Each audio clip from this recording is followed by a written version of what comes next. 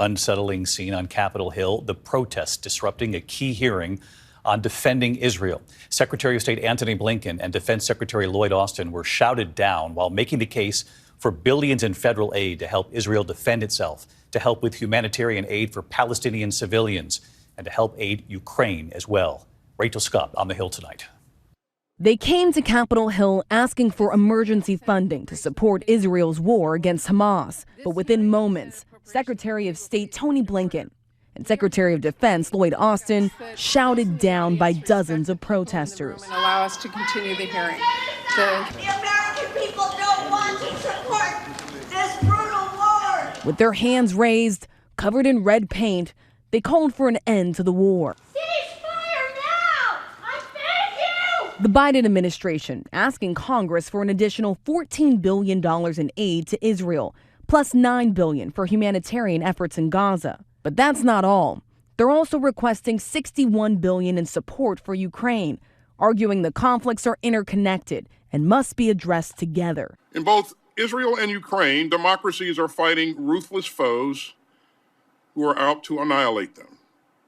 We will not let Hamas or Putin win. Many are again making the bet that we're too divided, we're too distracted at home to stay the course. There's bipartisan support in the Senate, but the Republican-controlled House wants to address Israel now and Ukraine later. Today, Blinken appealing to the new Speaker, Mike Johnson. How would you describe the meeting, Secretary? Very, very positive meeting. I really appreciate the opportunity to exchange some thoughts. But the two sides are very far apart. Johnson is now demanding that whatever new money is spent on Israel be cut from the budget of the IRS. I think if you put this to the American people and they weigh the two needs, I think they're going to say standing with Israel and protecting the innocent over there is in our national interest and is a more immediate need than IRS agents. But Democrats argue that would upend President Biden's effort to go after tax cheats and corporations who don't pay their fair share. So let's bring in Rachel Scott live on the Hill tonight. Rachel, bottom line here, where does this stand right now? Will President Biden get the support he's asking for to secure a federal aid for both Israel and Ukraine?